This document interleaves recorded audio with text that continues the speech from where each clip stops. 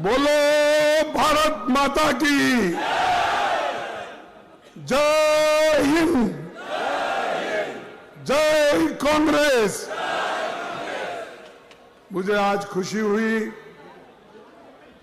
कि आज के दिन भुवनेश्वर में इतनी बड़ी संख्या में जो मीटिंग हो रही है, ये देखकर मुझे बहुत खुशी हुई है। ये एक ऐतिहासिक मीटिंग है मेरे लिए तो, क्योंकि मैं अब 82 साल का हो गया हूं और 82 साल में मुझे ये कांग्रेस प्रेसिडेंटशिप दी गई है। मैं जब उम्र में 29 साल था, उस वक्त मुझे एमएलए बनाया गया। मैं आज तक एमएलए और एमपी राज्यसभा मेंबर, एक दिन भी ऐसा नहीं गया मैं कोई एमपी या एमएलए के बगैर ना हो। ये किसकी देन है? ये कांग्रेस की देन है। और जो अच्छा काम करते हैं उनको हमेशा कांग्रेस देश के हित में सभी को प्रोत्साहन करती है। ये जगन्नाथ जी का पुण्य क्षेत्र है और कलिंगा भी एक बहुत बड़ा इतिहास में नाम रखने वाला ये भुवनेश्वर आज जो है, इसकी भी इतिहास में भारी चर्चा है। यह हम सबका सम्मान करते हैं और सभी को हम ये जो हमारी आस्था है, यह आस्था में हम विश्वास रख के जो चलते हैं, उन सभी को अपना और एक बार नमन करते हुए भारत के पहले प्रधानमंत्री पंडित नेहरू की नजर में उड़ीसा एक विशेष स्थान था। यहां तक कि उनके जीवन का आखिरी कांग्रेस अधिवेशन उन्होंने 1964 में उड़ीसा में ही अटेंड किया। तो ये आखिरी कांग्रेस की जो यहां पर अधिवेशन हुआ, ये बहुत बड़ा अधिवेशन भी हुआ, बहुत से निर्णय भी हुए और सारे देश के जनता को अपनी आइडियोलॉजी का जो असर डालना था वो यहीं पर हुआ। इसीलिए उड़ीसा महत्व का है। और हमारे पार्टी से पहले जो चीफ मिनिस्टर थे बीजू पटनायक, और वो पटनायक जी नेहरू जी बहुत दोस्त थे। नेहरू जी की आइडियोलॉजी को मानने वाले पटनायक थे पहले के, लेकिन आज के पटनायक बीजेपी की आइडियोलॉजी को मानने वाले हैं। इनका ऐसा हो गया है, पाप बेचारे का, पानी तेरा रंग कैसा है अगर कोई पूछे, साहब जिसमें डालो वैसा है। अगर आप हरा रंग डालो मैं हरा, पीला डालो पीला, भगवा डालो भगवा। तो ये ऐसी परिस्थिति इनकी है। अब वो पटनायक ये पटनायक, बहुत बड़ा फर्क है, बहुत बड़ा फर्क है। इसीलिए जो दोस्ती, कोई बोला यहां पर, हमारे इग्नोई ने बोला, अजय, डॉक्टर अजय कुमार ने बोला, वो आपने जरा गलत बोला कि वो दोनों उन दोनों को हमने शादी करवाई। बोले अरे तुम नहीं कराए भाई, वो तो लव मैरिज कर लिए हैं। वो एक दूसरे से मोहब्बत से मिलके कर लिए, कोई अक्षता नहीं डाला, कोई बुलाए नहीं, कोई साथ फेरे नहीं लिए, कुछ नहीं। कहाँ मिले वहां दोस्ती हो गई, और इसलिए दोस्ती हो गई, दोनों मिलके हम ओडिशा को बर्बाद करेंगे। ओडिशा का जो ये है माइंड से दोनों मिलके बेचेंगे।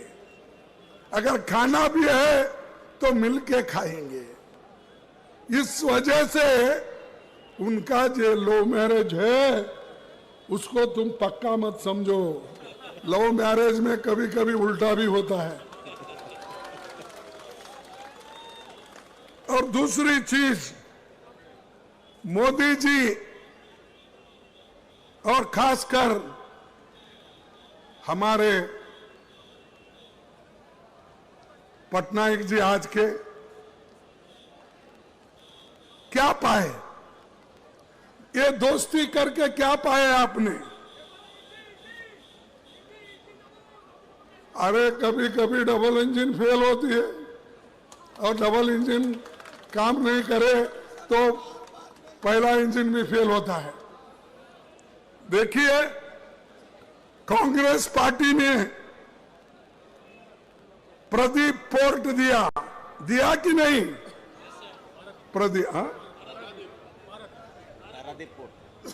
हाँ, और रोरकेला स्टील प्लांट किसने दिया?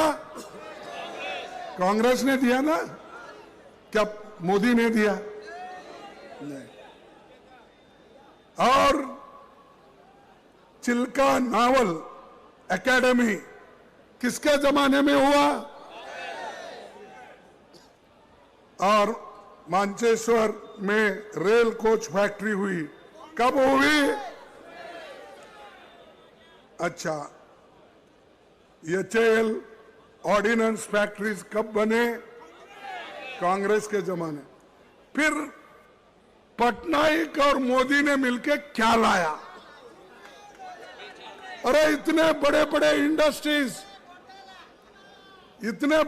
इंडस्ट्रीज कांग्रेस ने लाया, नेहरू जी ने लाया, और उस वक्त के पटनायक जी साथ दिए, ये काम हुआ। और आप अब क्या कर रहे हैं? बीजेपी के साथ मिलकर यहाँ के पूरे जो नैसर्गिक संपत्ति है इसको लुटाने के लिए परमिशन दे रहे हैं। और कई भुवनेश्वर में एम्स, निसर, इंस्टीट्यूट ऑफ फिजिक्स, शिक्षा संस्थान, ये सभी जो हुए हैं ये सब हमारे टाइम में हुए हैं, और ये कांग्रेस का देन है। और हमारे को बार बार पूछते हैं, मोदी जी आपके पास आके पूछे या नहीं मुझे मालूम नहीं, वो हमेशा ये कहते हैं, मोदी जी 70 साल में कांग्रेस क्या किया? अरे भाई, हम 70 साल में कुछ नहीं करते। मोदी जी आप चीफ मिनिस्टर ही नहीं बनते थे। हम देश के संविधान को बचाए, देश के लोकतंत्र को बचाए, इसीलिए आप वहां हो। आप लोकतंत्र को खत्म कर रहे हैं, लोकतंत्र को बर्बाद कर रहे हैं, संविधान को बर्बाद कर रहे हैं। जो संविधान डॉक्टर बाबा साहब अंबेडकर, जवाहरलाल नेहरू जी ने मिलके यहाँ के देश के लोगों को एडल्ट फ्रेंचाइज दिया, यानी सभी लोग बराबर, सबको हक। पहले नहीं था, ब्रिटिश के जमाने में था।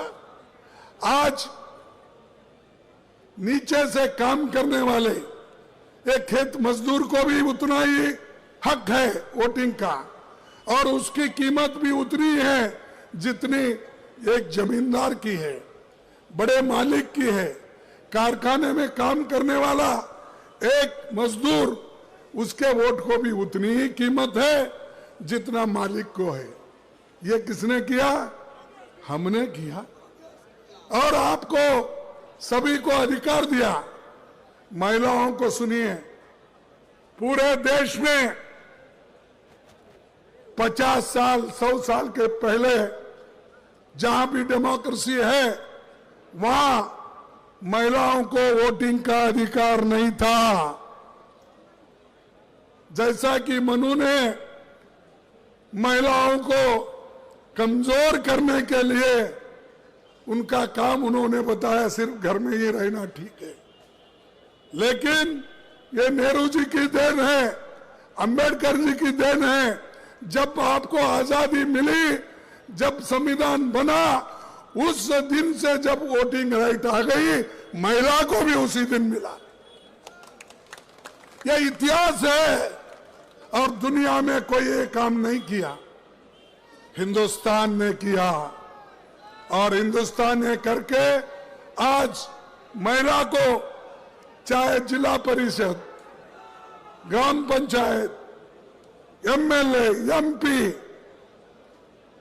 आज जो इतने लोग, बड़े बड़े लोग, महिला बहुत बड़े अपने पोस्ट पे है, ये सब हमारी देन है, कांग्रेस की देन है। और ये लोग कांग्रेस के खिलाफ रोज उठ के बोलते हैं।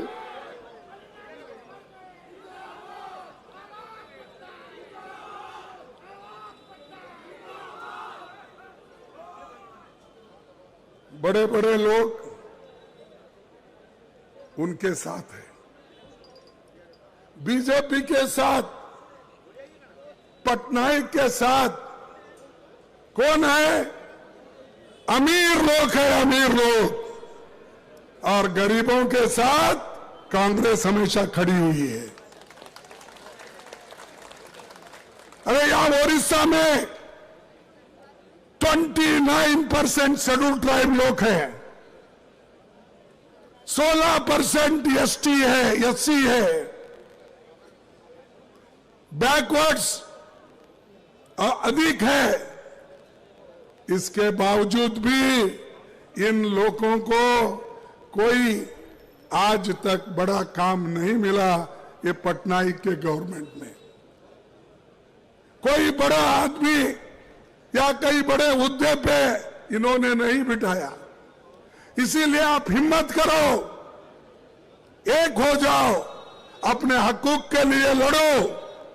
मैं ये नहीं चाहता कि एक दूसरे से लड़ो, वो मोदी करते हैं डिवाइड एंड रूल, लेकिन मैं नहीं, मैं देश को एक रखना चाहता हूं। राहुल जी देश को एक रखना चाहते हैं। राहुल जी तो बोले, भाई मैं तो मोहब्बत की दुकान खोला हूं, नफरत की नहीं। लेकिन यहां बीजेपी, आरएसएस, ये तो नफरत की दुकान खोल के बैठे हैं। और इसी के वजह से आपको होशियार रहना चाहिए। अगर आप ये कहें, अरे सुनो भाई, सुने तो ही ज्ञान आता है, ज्ञान आए तो ही आप बोल सकते हैं। स्लोगन शाउटिंग मेरे लिए कले तो मैं खुश हो जाऊंगा, बाकी का समझ तो नहीं पाएंगे आप।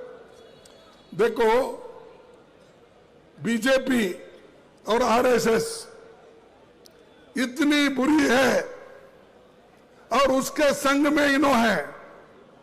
फर्ज करो, अगर कोई आदमी, हम कहते हैं भाई ये विष के जैसा है, ये लोग बहुत डेंजर है, इसीलिए उनको दूर रखो, उनको टेस्ट मत करो, हमने कहा। अगर कोई ये कहता है भाई, हम बोलते हैं ये विष है, पॉइजन है, इसके पास मत जाओ, उसको देखो मत। अगर कोई ये भी कहता है नहीं वो विष है या नहीं, मैं जरा चाट के देखता हूं, तो क्या होगा? अरे तुम चाट के देखे तो भी मरेंगे, दूर से देखे तो उनका अन्याय अत्याचार भी तुमको मालूम होगा।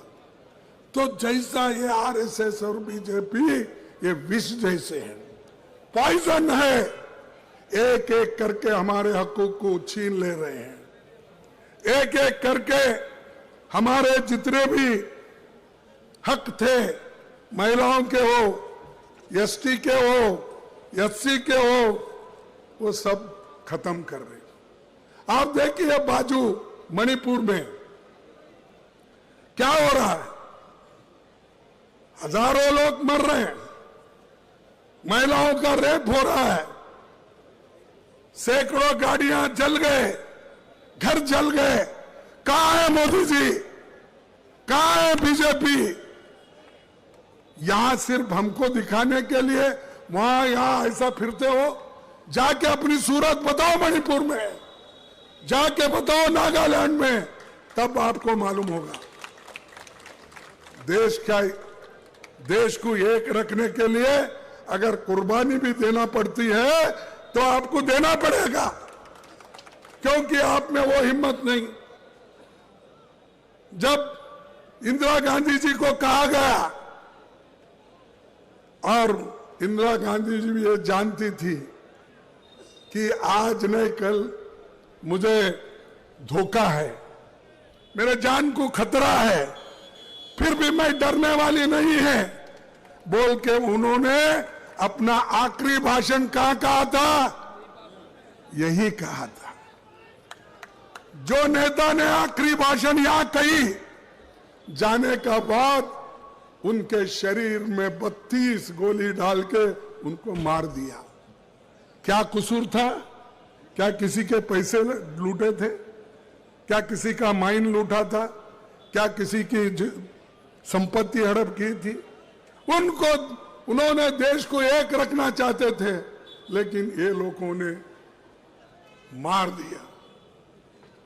राजीव गांधी यही चाहते थे, जैसा मां देश को एक रखना चाहती है वैसा ही हम भी करेंगे। तब उन्होंने भी जब मद्रास में, चेन्नई में गए, श्रीपेरुम्बदूर में जब मीटिंग हो रही थी, तब एक महिला ने सीढ़ियों पे ठहर के स्वागत करते वक्त वो महिला अपने कमर पे मानो बम बनाकर लेकर बांध के लेके गई थी, और वो हार डालते डालते उनके गले में बम स्फोट हुआ और राजीव जी के देह का, शरीर का टुकड़े टुकड़े टुकड़े हो गए। उनका सूरत भी कोई पहचानता नहीं था, उनका शरीर के हर एक भाग अलग अलग हो गए थे। वो किसके लिए उन्होंने किया? वो देश के लिए किया कि अपने लिए किया? बोलिए आप। फिर ये पटनायक को समझ में नहीं आता, ये आरएसएस को समझ में नहीं आता, ये बीजेपी को समझ में नहीं आता। ऐसे लोग हमारे देश के लिए जान दिए, और मोदी जी सबकी जान ले रहे। वो ये जानते हैं, भाई डालो, हमारी बात नहीं सुनता, ईडी का रेड करो, इनकम टैक्स का रेड करो, और आईटी का रेड करो। ये सब करके उन्होंने हुकूमत चला रहे। हम प्रेम से हुकूमत चलाए, एक दूसरे को गले लगा के हमने सरकार चलाई, और आज जो कुछ भी है वो कांग्रेस की वजह से है। शिक्षा, दवाखाने, स्टील फैक्ट्रीज, पूरे देश में कुछ ना कुछ अगर दिखता है वो कांग्रेस का दिखता है। उनके क्या दिखते हैं? उनका कुछ नहीं। लोगों को लड़ाने के लिए चलो तुम लड़ते रहो, मैं मजा करता हूं बोल के वो लोग अपनी छवि बना लिए। तो आपको सोचना है। आपको और एक बात कहता हूं, ये आखिरी चुनाव है। मोदी अगर फिर से आए तो नई चुनाव होंगे, नहीं करने देगा और डिक्टेटरशिप आएगी। तुम मानो या न मानो, अभी भी देख रहे आप, परसों ही हमारे पास के एक नेता को उधर लेके गए, इंडिया का, गठबंधन का। कौन है?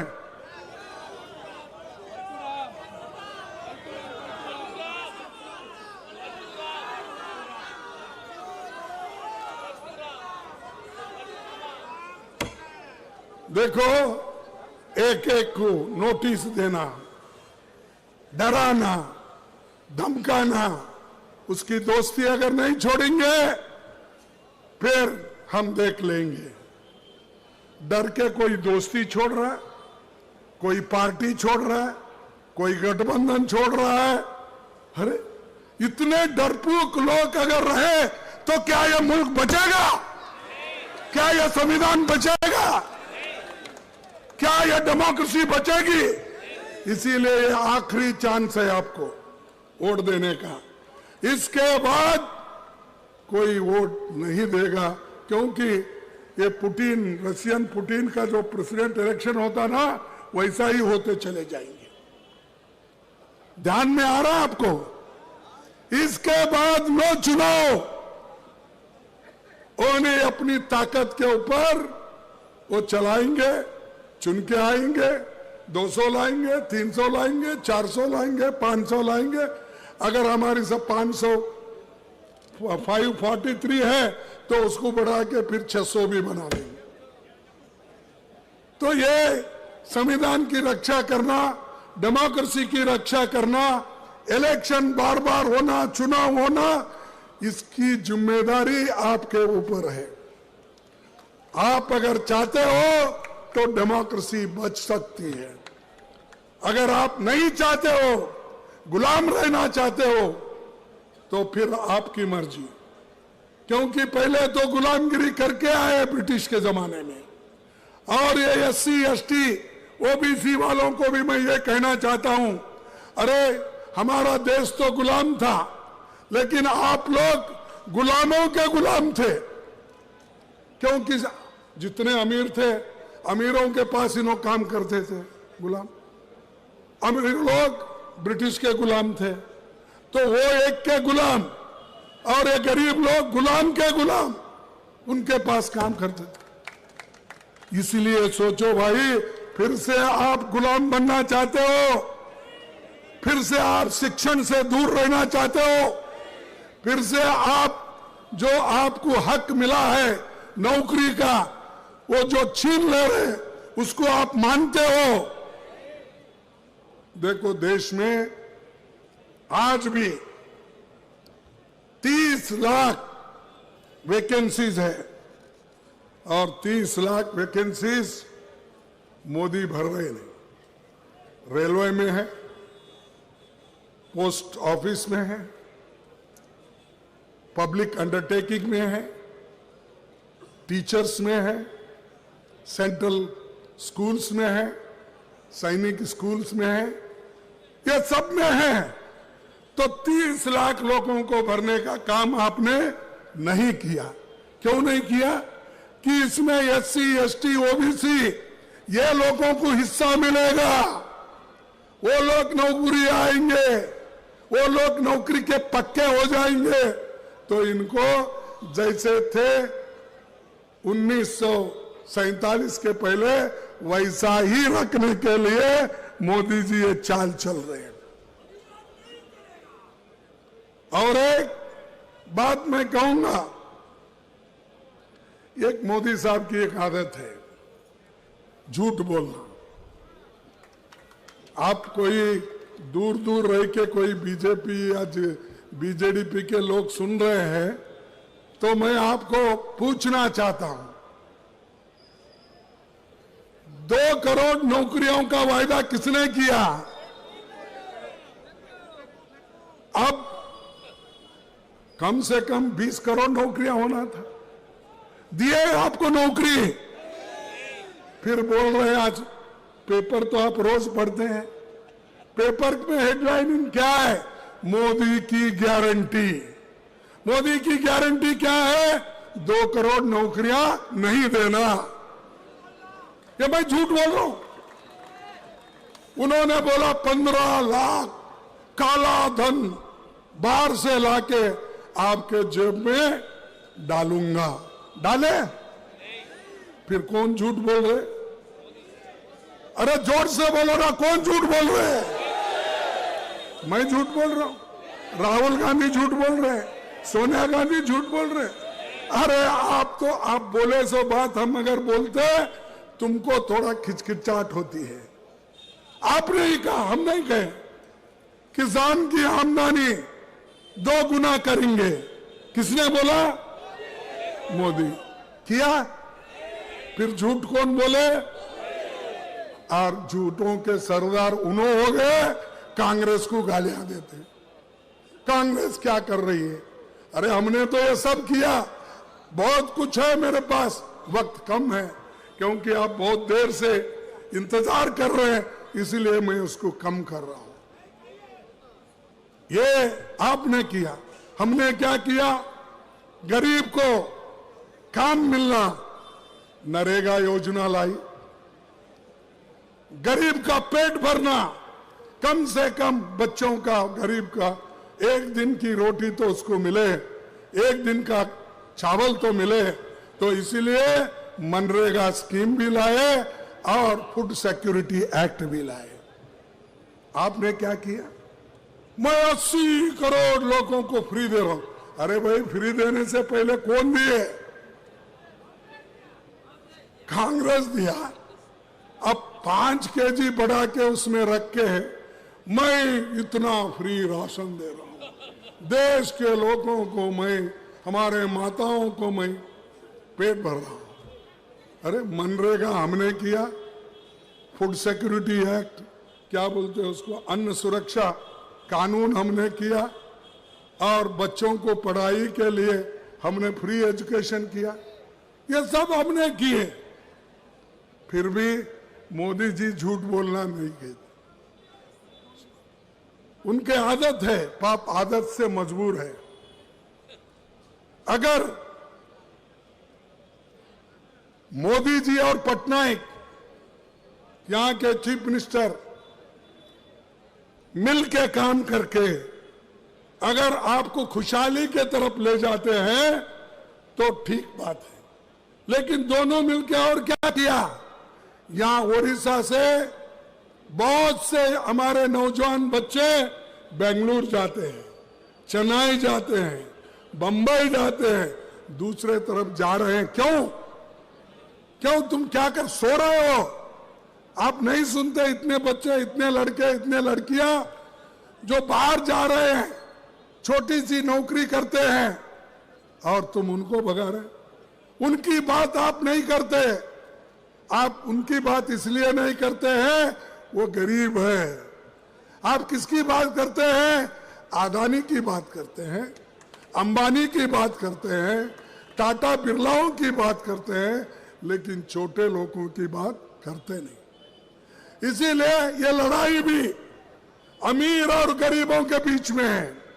हम गरीबों को साथ दे रहे हैं और ये लोग अमीरों का साथ दे रहे हैं।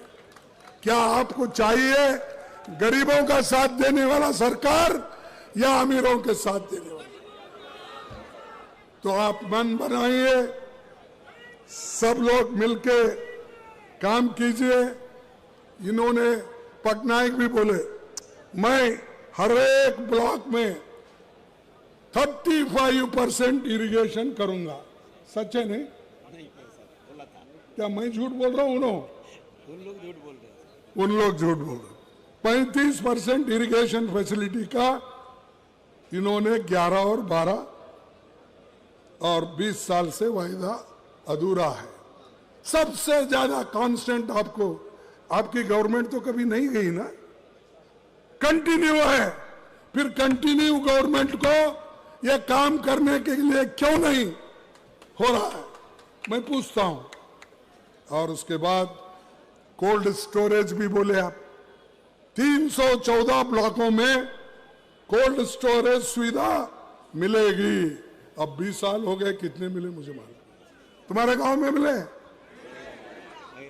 अरे ये 314 ब्लॉक में कोई किसी, आप किसको तो मिला होगा? 300 लोगों को तो मिला नहीं भाई, 100 को तो मिला होगा, नहीं 200 को तो मिला होगा, नहीं तो 14 को तो मिला होगा।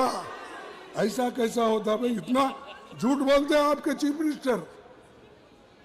तो आप सोचो, अरे भाई एक आदमी ऑफिसर को ला के बिठा के आप गवर्नमेंट चलाते हो? क्या यहाँ के नेता लोग जिंदा नहीं है, वो काम नहीं कर सकते। अरे ओडिशा के ऑफिसर्स, ओडिशा के लीडर देश को मार्गदर्शन कर सकते हैं। तुमको मार्गदर्शन करने के लिए बाहर का आदमी चाहिए। क्यों? क्योंकि आपकी खुशामदी करते फिरता है। और उसकी क्या जरूरत है? भाई तुम्हारे पास बहुत लोग हैं, पढ़े लिखे हैं, बहुत से आईएएस भी है, आईपीएस भी है, और ये अब खेती भी अच्छी हो रही है, राइस भी यहाँ पर ज्यादा प्रोडक्शन हो रहा है। इतना रहते हुए भी एक ऑफिसर के पीछे गिरे। उनको कुछ बना है ना? ऑफिसर राज खाली चला रहे सर, कुछ नहीं किया। नहीं भाई, उनको कुछ राज्यसभा मेंबर बनाए है क्या, एडवाइजर बनाए क्या है? तो एक आदमी बाहर का आके एडवाइजर बनता। तुमका एडवाइस नहीं चाहिए उनको। तुम अच्छी बात जो कहते हैं वो नहीं चाहिए। सिर्फ एक ही आदमी चाहिए जो तमिलनाडु का कैडर का आईएएस ऑफिसर है, वो आए तो बस। और मैं और एक बात आपको कहता हूं, क्योंकि बहुत देर हो गई। यहां पर जो उड़ीसा में कम से कम हजारों वैकेंसी है सरकार की।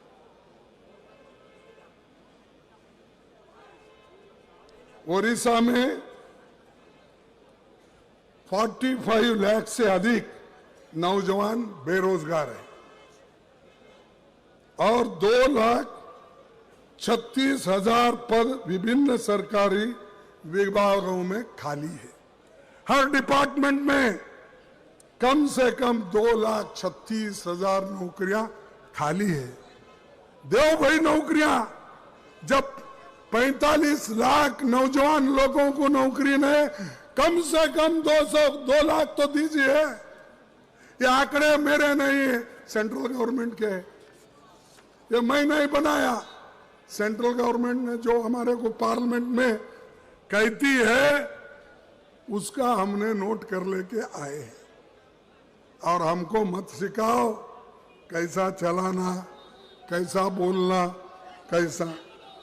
ये इनकी एक चाल है, गरीबों को तंग और तबाह करना और पार्टनरशिप में गवर्नमेंट चलाना।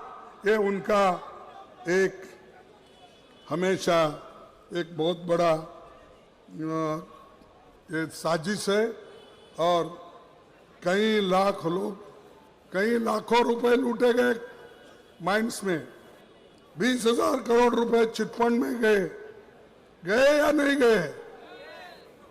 तो अब आप ही सोचिए, इनको फिर से अधिकार देना क्या? फिर से यहाँ के एमपीज को फिर आप वोट देकर फिर मजबूत करेंगे, करप्शन को मजबूत करेंगे, गरीबों को तबाह करने वालों को मजबूत करेंगे, गरीबों के हकूक छीनने वालों को आप मजबूत करेंगे। इसीलिए आपसे मैं आपको एक ही निवेदन करता हूं, और हमारे जो महिलाएं हैं, उड़ीसा के गरीब काम करने वाले, और वो तो महंगाई आप बेचारों गरीबों को मालूम होती है, दूसरों को महंगाई की मार नहीं गिरती है, क्योंकि वो अमीर है, कितना बोले उतना लाता, पूछता भी नहीं अपना नौकर कितने में खरीदा, सीधा कोई लाता है, घर भर लेता है। लेकिन इसकी मार, तेल, आटा और बाकी के जो किराने के सामान है, दाल है, पल्सेस है, ये खरीदने वालों को मालूम होता है कितना महंगा है, उसको कितना पैसे देना पड़ता है। तो ये जो चीजें हैं हम हमेशा पार्लियामेंट में भी उठाते हैं, अनएम्प्लॉयमेंट का उठाते हैं, किसानों के बारे में भी हम उठाते हैं, लेकिन मोदी जी इसके बारे में बात करने के लिए तैयार नहीं है।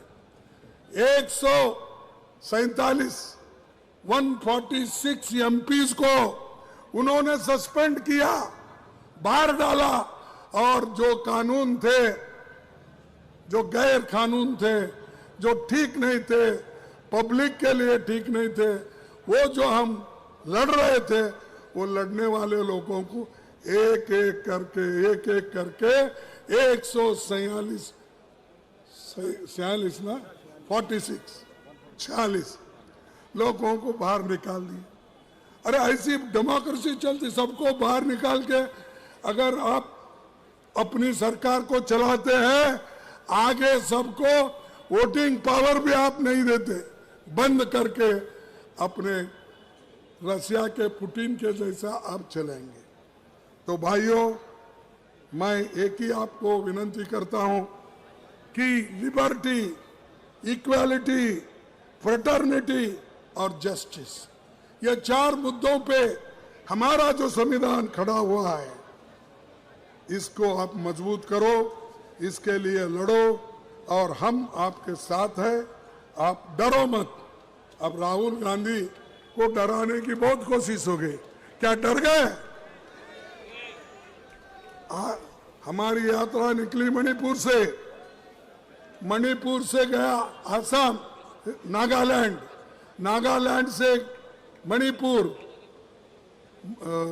आसाम से अब निकला वेस्ट बंगाल और उसके बाद बिहार, झारखंड, सब बात है आगे। तो ये जो हम कर रहे हैं, किसी को खुश करने के लिए नहीं ना, जनता के जो समस्या है उसको हम हाईलाइट करने के लिए हम कर रहे हैं। तो इसीलिए भाई ये समझिए, सोचिए, और जो एक नौजवान लीडर कन्याकुमारी से लेकर कश्मीर तक पैदल चलता है जनता के समस्याओं को छुड़ाने के लिए, उसको साथ देना हम सबका कर्तव्य है। और बैठ के खाने वालों को आप सपोर्ट करेंगे, या जो आदमी कन्याकुमारी से कश्मीर और मणिपुर से महाराष्ट्र तक चलने वाले, तुम्हारे समस्या को हाईलाइट करने वाले को आप मदद करेंगे? बोलिए। तो इसीलिए